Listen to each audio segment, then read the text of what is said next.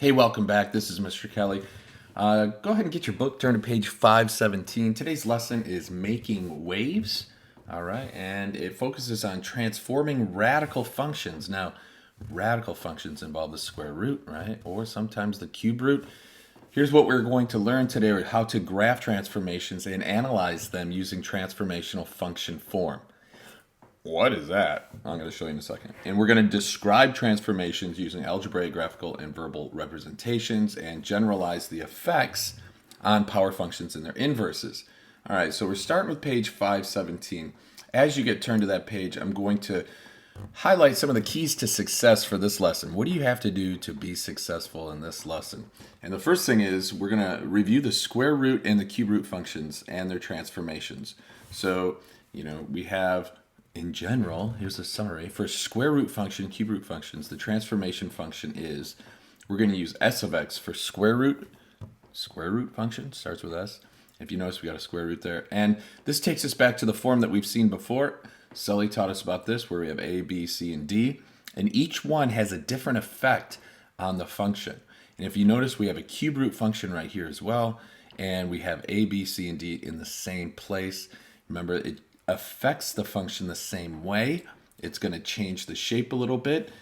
Just for quick review, a square root function kind of looks like this. And then a cube root function looks like this. That was pretty good for Mr. Kelly in his drawing pad. So that's what we're going to review that, and that's what the whole lesson today is going to be built upon. And we're going to look at the standards of mathematical practice 6 and 8. Those are most important today. Attend to precision and look for and express regularity in repeated reasoning. How about that? Pulling out the SMPs for this lesson. Back to page 517. Let's look at the review. Describe the similarities and differences between the graphs of f of x and g of x. Well, if you notice, they both relate back to h of x. They do some transformation. They change h of x in some way. If you notice, f of x is h of x, but we have a minus 5, and it's on the inside of the parentheses, while g of x has a plus 5, and it's on the outside of the parentheses here. So what are the similarities and the differences between f of x and g of x? I guess we'll start with the similarities. Both functions show translations of h of x. Okay, translation is when you slide a graph, right? And so the function f of x is a function h of x shifted 5 units to the right because it is a minus 5. Remember, it's always backwards from what you would think. So it's negative, so you go to the right. Okay, if that was a plus 5 on the inside, we go to the left. But it's minus 5, so we go to the right. And then the function g of x has a plus 5 at the end. That's kind of like the y-intercept, right? So it shifts it 5 units up.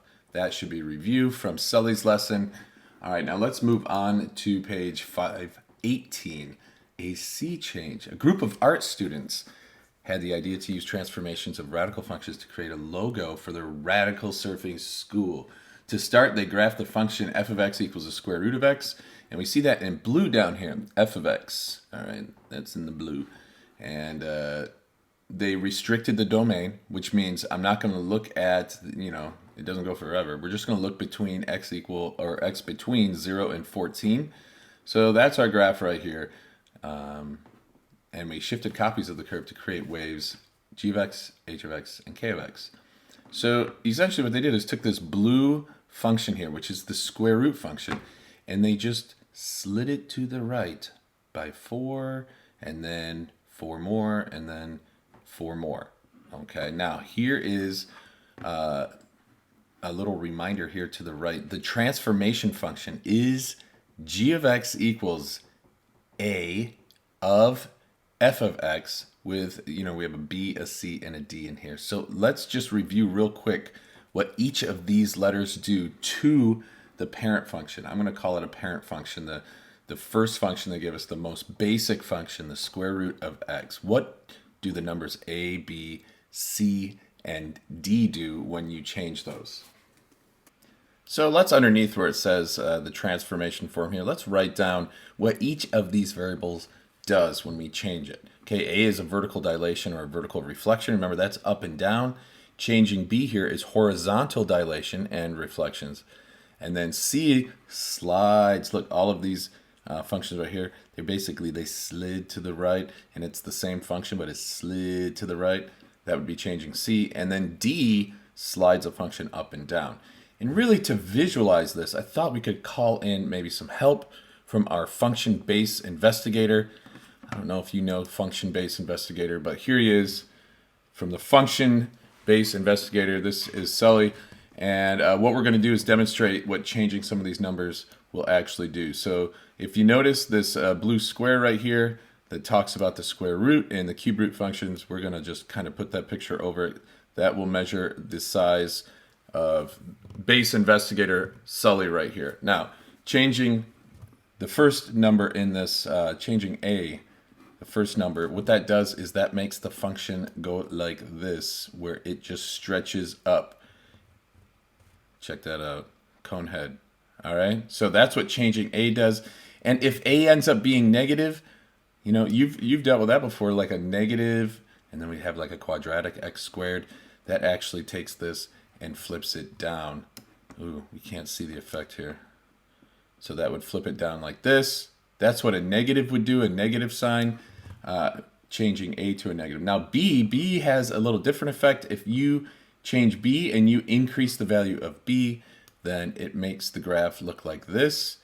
Okay, it really scrunches it in. But if B turns negative, it flips it backwards. Okay, so that is a vertical reflection and a horizontal reflection when we change A and B to negatives. Now, what does the value of C do? That just slides the picture to the right or to the left, and then changing D slides the picture up. That's probably better just like that, or slides it down. Okay, so that's a review of all of these different values using our function-based investigator. So now that we've had a proper review, we can go into the lesson here, talking about the students and their restricted domain, and they graphed the square root function, and then they shifted copies of the curve to the right, 4 units, 4 more, and 4 more. All right, so now we can get into this. What values in the transformation function were changed to create these curves? Explain your reasoning. And as we said, the function slid to the right. That is the C value in our function. So we'd say the C value is increased by 4 units each time to create each new curve. The C value shifts a function left and right. Increasing the C value shifts the function to the right each time. Easy enough. There's number 1. Now, question 2 asks about the domain. Do graphs g of x and h of x have the same domain as f of x? Explain your reasoning. All right, well, let's go up here and we'll write what the domains are of each one of these functions. So let's look at f of x first. And remember, we have a restricted domain. 0 has to be between, or x has to be between 0 and 14, including. So I would say, look at the blue function here, f of x. The domain would be from 0 all the way to 14. So I would write that like this. Instead of brackets, we're going to, instead of rounded parentheses, we're going to use these square brackets. We're going to say all the way from 0 to 14. Now, why do I use this square bracket? Because it's also equal to, okay?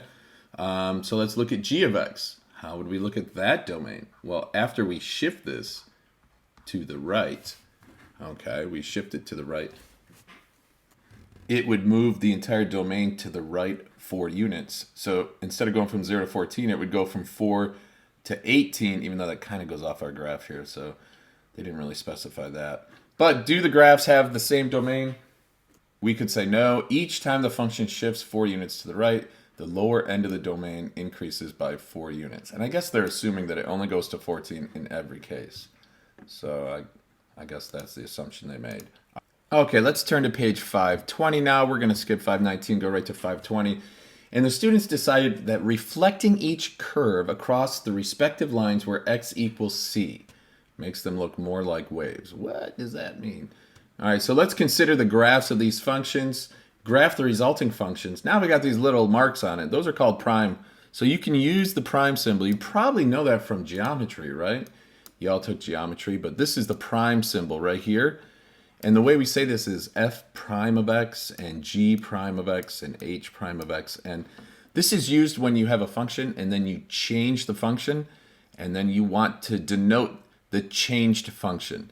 Okay, what the end result was. You put a little prime on it. And then if you change it again, you can put 2 primes on it. And that'll tell everybody that it's changed twice.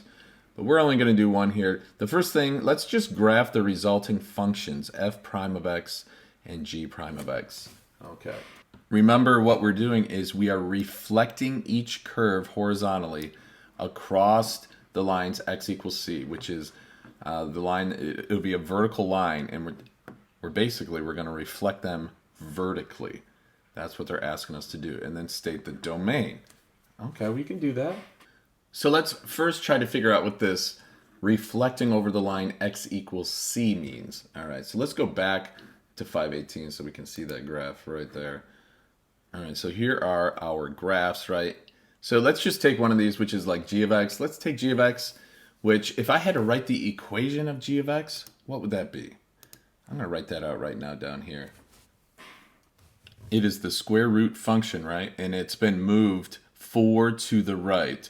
So g of x, I would say, equals the square root of x, but it's been moved 4 to the right. Okay, so it's x minus 4, and that's on the inside, right? We're changing that c value. Now, all right, back to 520. As you flop back and forth, we are going to reflect the curve across x equals c. So for g of x, we're going to reflect it over the line x equals, and then whatever that c value was, which is 4. So I'm going to draw that line on the graph, and here is x equals 4 on the graph, and they want us to reflect it over this line. So, you know the way that works. Here's how I would do it.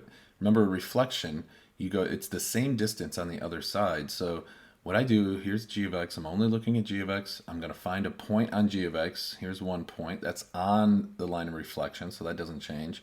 My next point is right here. 1, 2, 3, 4. So I can go the same distance to the other side. And notice this is going to create a square root function going to the left.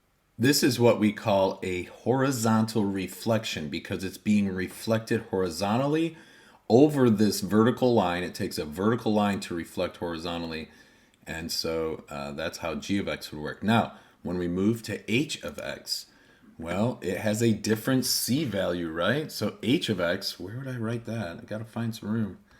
H of x is what? The square root of x minus 8. So here is the vertical line x equals 8, and we're looking at the function h of x, and we have to reflect h of x in this vertical line. So again, this point is on the line, so it doesn't change. What do you do? Up 1 over 1. That would put us here. And then this point here, 1, 2, 3, 4, 1, 2, 3, 4. So that would end up over here, and here is a square root function. Oh, that was terrible. We have to kind of go up this way. Okay. That was bad. But what's the net result? If we do this for all or for each of these functions, by the way, f of x, when we reflect it over the line, which would be x equals 0 right here, because there's no c value, c equals 0, then it just goes off the screen. And we don't have any f of x anymore. But what happens to the rest of the graphs? Well, let's go back to 520. We want to plot them all here.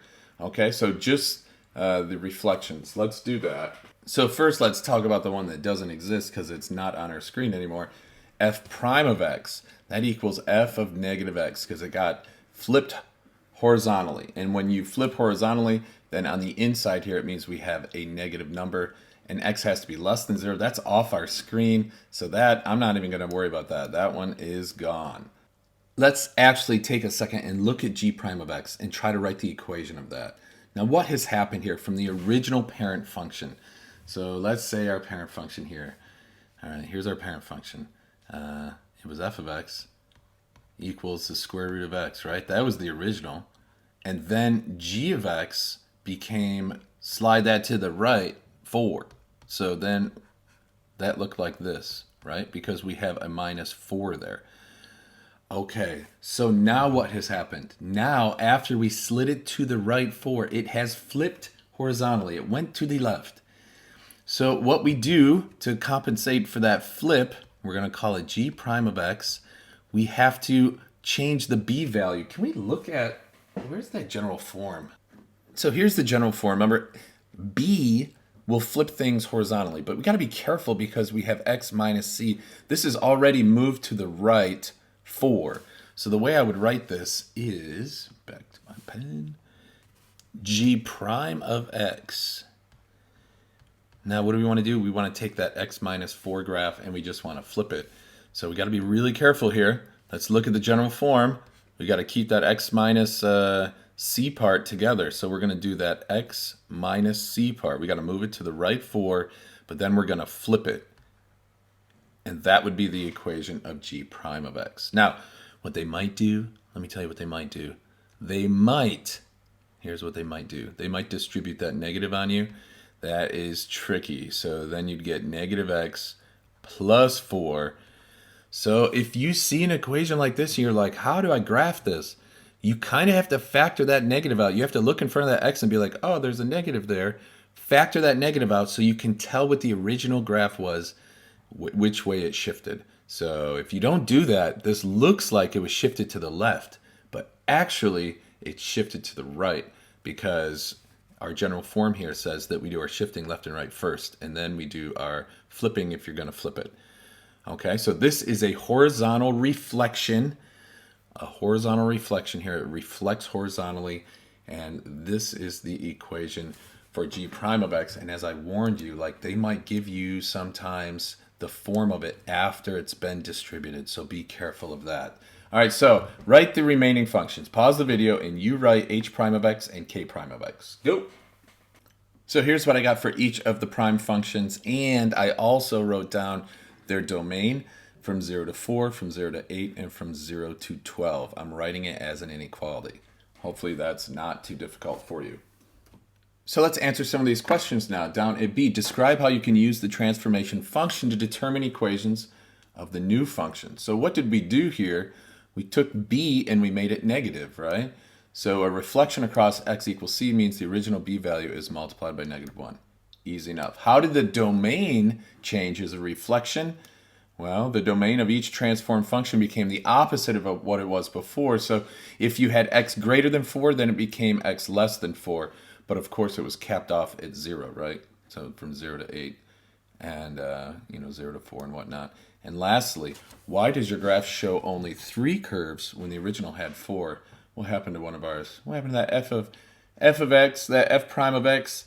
Appears only in quadrant 2 because it flips negative. For negative values of x, f prime of x is positive.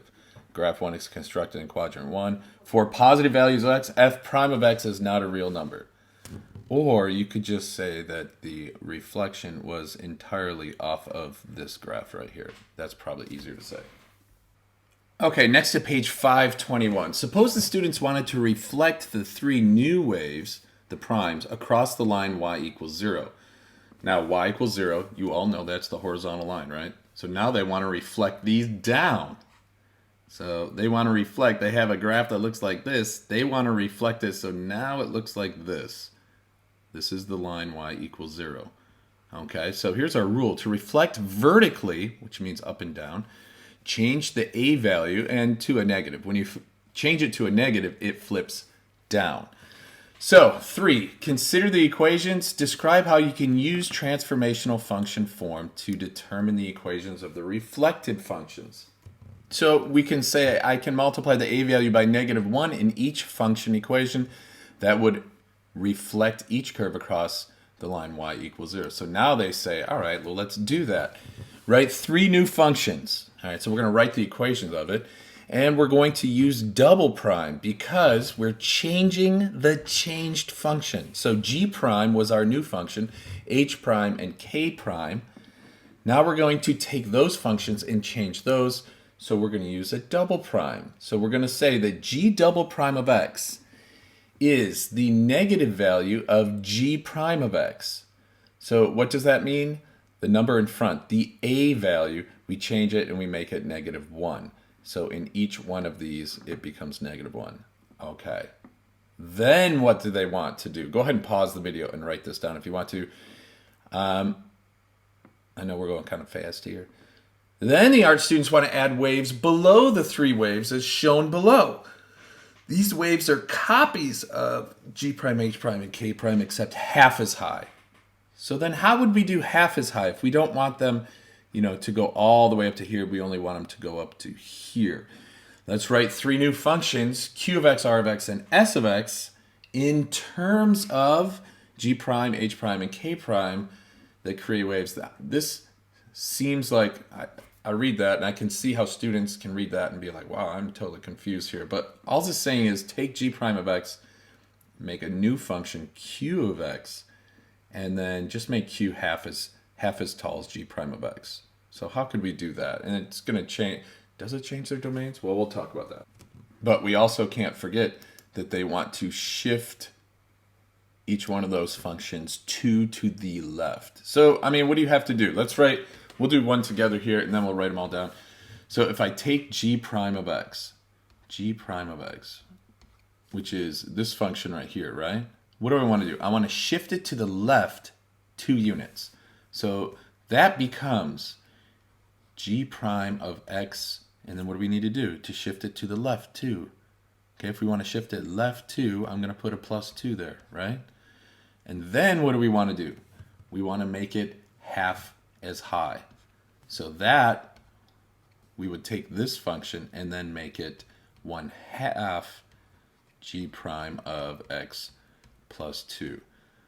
Whew, what are we going to call that? We're going to call that q of x. So q of x will equal, let's get rid of that arrow, 1/2 g prime of x plus 2. That is crazy. Let's actually graph that on here so we can see what it looks like.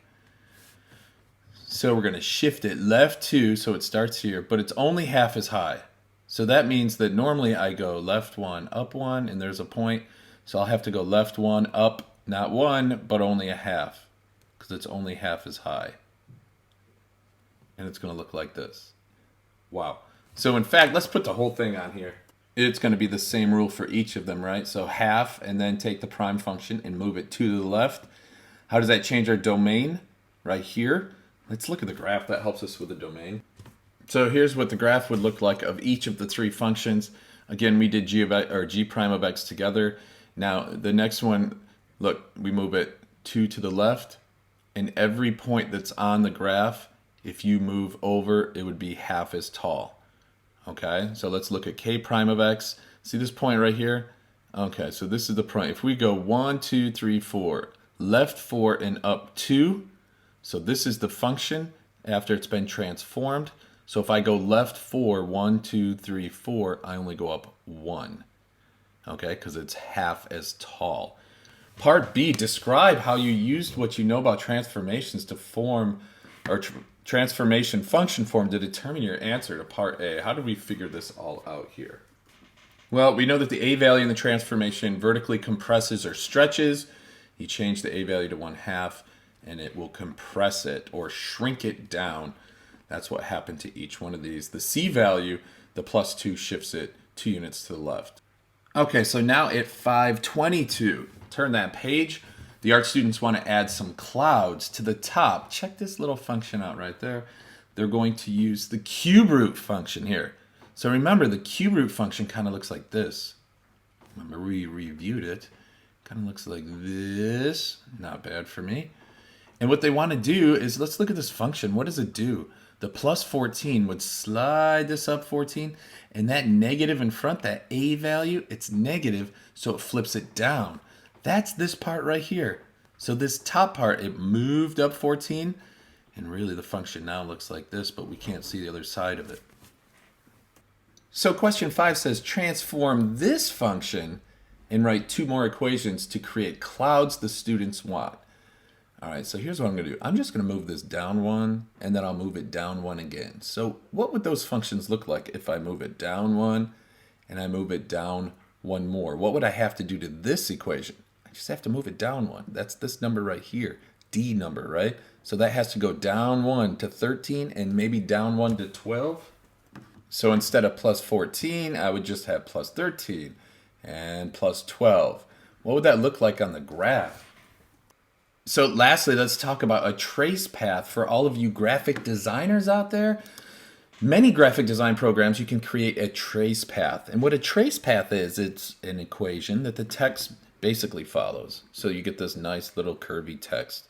and it's based on an equation. You can see that students in this graph use the function, what do we have? X cubed, or I'm sorry, cube root of x, y equals cube root of x. That's one of the radical equations we're dealing with. But they moved it 1 to the right, and then they either squished it in or they stretched it up. Here are the two options right here. But this is getting a little too busy for me. We're just going to end it. I wanted to give you some experience. You can see what a trace path is. So if you ever come across that term, you know what a trace path is. It's just another equation where the text can go on it. All right. That is about it for this lesson. Just remember the main points. Know what these variables do when you change them to a function. Remember the D shifts it up and down, C's left and right. B scrunches it in or pulls it out horizontally, but it also reflects it horizontally. And A stretches it up and down, but can reflect it up and down as well. Good luck to you. This is Mr. Kelly in K-Town. Remember, it's nice to be important. It's more important to be nice. See?